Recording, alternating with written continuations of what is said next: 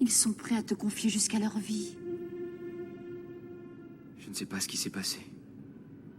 Je ne suis pas le Jedi que j'espérais. Je veux plus. Et je sais que j'ai tort. Tu es trop exigeant avec toi-même.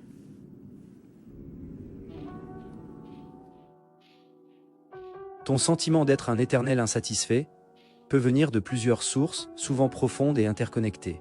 Ce n'est pas une fatalité, mais comprendre ce qui se joue peut déjà être un premier pas vers plus de clarté et de paix intérieure.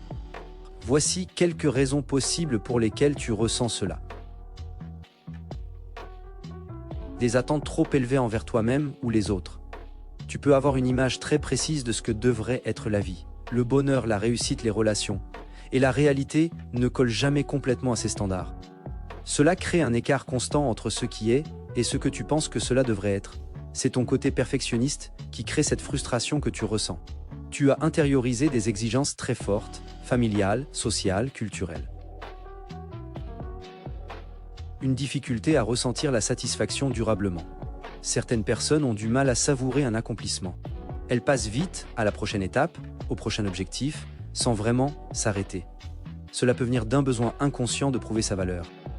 Est-ce que tu ressens un vide, une fois un but atteint, comme si ça ne suffisait jamais vraiment?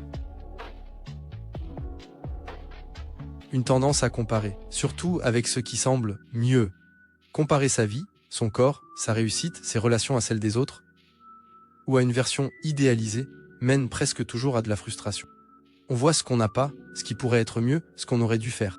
Régule ton usage des réseaux sociaux pour plus te focaliser sur ta propre personne et non pas sur les succès des autres. Je ne suis pas satisfait de ce que j'ai à ce jour. Ressentir cela, ce n'est pas forcément négatif. Ça pousse à s'auto-évaluer, à avancer, à créer, à s'améliorer. Mais quand elle n'est pas équilibrée par de la gratitude ou de la reconnaissance de soi, elle devient épuisante. Est-ce que tu valorises ta progression ou seulement les résultats finaux? Est-ce que tu t'accordes des moments de fierté? Flatter son ego, c'est valorisant pour l'amour-propre et la confiance en soi. Une blessure émotionnelle plus ancienne. Parfois, cette insatisfaction est liée à une blessure plus ancienne, sentiment d'abandon, d'humiliation, d'injustice, etc. Elle crée une perception du monde dans laquelle rien ne suffit vraiment pour remplir un vide intérieur. L'introspection, ça aide pour mieux se connaître et guérir de ses traumas. As-tu déjà ressenti que quoi que tu fasses, ce n'était jamais assez pour quelqu'un d'important, un parent par exemple?